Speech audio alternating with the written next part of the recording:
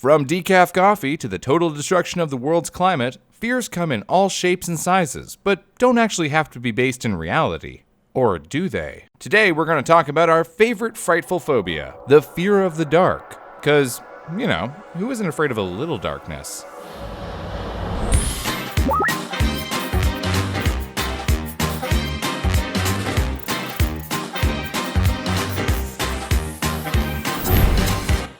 First up is the story of a 21-year-old man who developed a phobia of darkness after serving in the Israeli military. He noted that up until his traumatic experience, he felt no emotional reaction to the dark. But after this experience, he could not bring himself to leave his house after dark, save for when he was driving or inside of a car.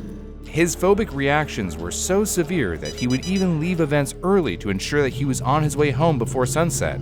And even thinking about darkness would give him bouts of anxiety, where he perspired heavily, gasped for air, trembled, and experienced severe vertigo. These reactions would occur even when he was indoors, and he could not sleep in a dark room even with a nightlight on. If he could sleep through the effects of medications, he would have horrifying nightmares. Because of this, he began a habit of sleeping during the day and staying awake all night. So, he was a vampire, essentially.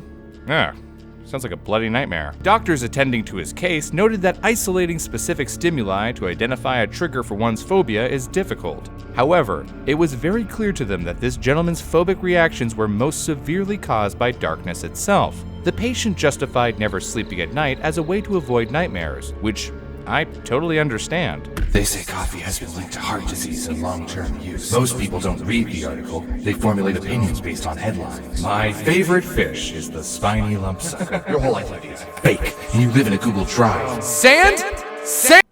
Aside from that, any object in darkness could also elicit a fear reaction. Most notably, a group of trees in the darkness was a particular trigger for him. He actually knew that his fear was irrational, but couldn't control the reaction nonetheless. This is a classic example of chronic nyctophobia, or an intense fear of the dark. Doctors used desensitization techniques that asked him to confront his fears head-on in a clinical setting to accomplish what they call extinction of the phobia. It was successful, but the patient ended up ending treatment due to prior responsibilities in the military. Although after a 6-month follow-up, he continued to show complete recovery from his phobia. Now, I'm sure that many, if not all of us, have had at one time in our lives been afraid of the dark. If you're like me, you might run from light switch to light switch when you're turning off your lights at night to make sure you spend the least amount of time in the dark as possible. But why do we fear the dark in the first place? When it comes to how we learn to fear things, we need to first understand what an unconditioned stimulus and a conditioned stimulus is. An unconditioned stimulus is like being stung by a bee. It's something that elicits an automatic response, whereas a conditioned stimulus is like your morning alarm. The sound itself doesn't mean anything. It's a neutral stimulus, but you're conditioned to associate it with having to wake up in the morning. A child who has never been stung by a bee generally knows that bees are good, and might even have a positive reaction to seeing one. However, if they accidentally knock over a beehive and are stung multiple times, they learn to fear bees because they know that they can be stung, and that will hurt. This is what's called classical conditioning, and you may know it from its most famous proponent, Ivan Pavlov, who developed the theory of classical conditioning with dogs by associating a bell ringing with being fed. In the end, the dogs would salivate even when food was not present, proving that they had come to understand the sound of a bell meant they would be fed.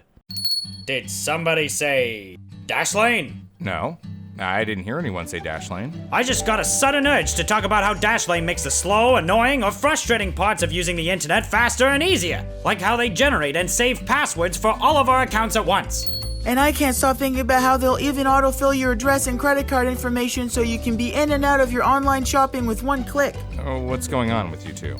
Oh, yeah, and Dashlane even encrypts your information locally with a master password you make. So even if Dashlane got hacked, or like if someone at Dashlane just happened to get classically conditioned to breach your data at the sound of a bell, there's nothing to fear.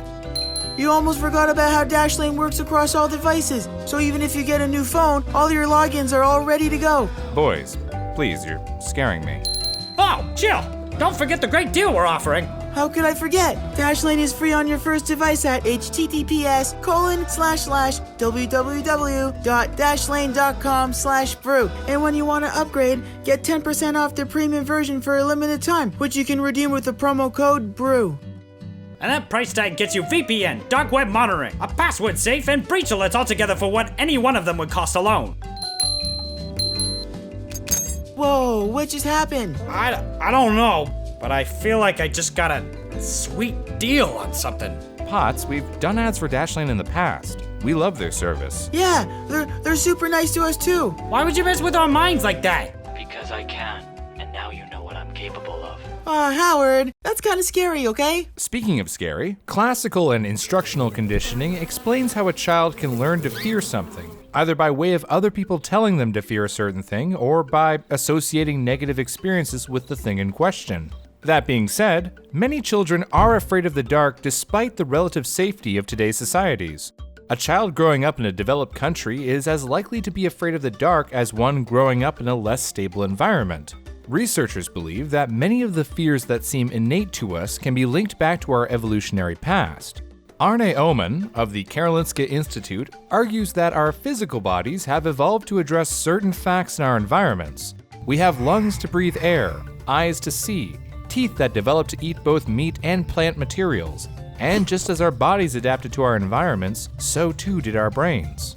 Essentially, the claim is that our behaviors serve and complement biologically useful functions. Our brains over time created modules that generate automatic responses to historically dangerous stimuli. Our fear module is constantly taking in information and outputs a yes or no value. Yes, you should be afraid, or no, you should not be afraid. Although, sometimes our fear modules don't output rational answers to stimuli. For example, humans typically fear spectacular and statistically unlikely events. According to Maya Svalovitz of Psychology Today, after the 2001 attacks, approximately 1.4 million people chose to change their holiday plans to avoid flying. This, however, led to over 1,000 more auto fatalities during the holiday season than the year before. Driving a car is significantly more dangerous than flying, yet we do not associate driving with the same threat.